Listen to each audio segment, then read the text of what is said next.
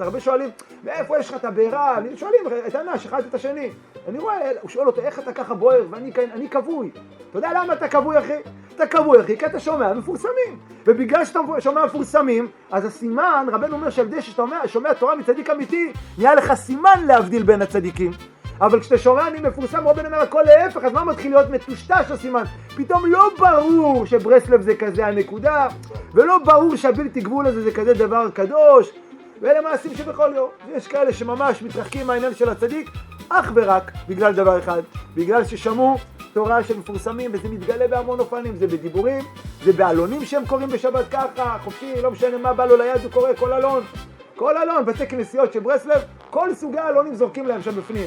כמו מזבלה של אלונים, וכולם באים, קוראים, כאילו מה יש בזה? דברי תורה. אחי, דברי תורה זה הדבר הכי מסוכן שהיה בבריאה הזאת.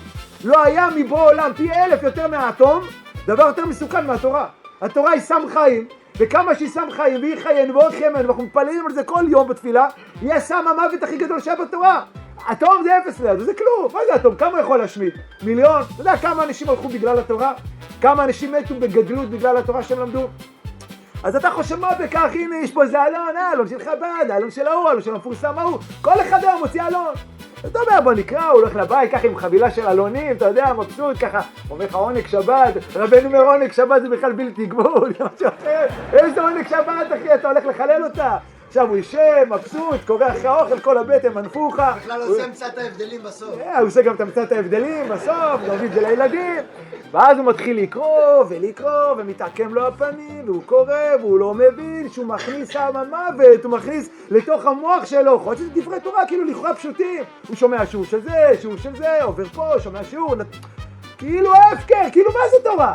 תורה, אתה יודע, זה בקטנה, מה זה כזה משנה? תורה היא הכל. תורה היא כל הסיפור פה. אם התורה אתה יכול להגדיל את המוח שלך, ואם תורה לא טובה שלא מפורסם, רבנו אומר משם נמשך כל העניין.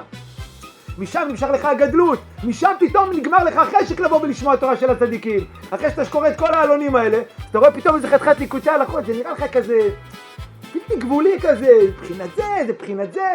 שמע, בעלונים הם, הכל היה מסודר, טק טק טק טק, אתה צדיק, הכל מסודר, טק טק טק טק, אתה ענב, טק טק טק טק, אתה קדוש. פתאום זה מבחינת זה, וזה שפלות, ואנחנו יודעים מה היא שפלות. מן דחך שמליקוטי מוהר"ן בכלל נראה לו בעננים.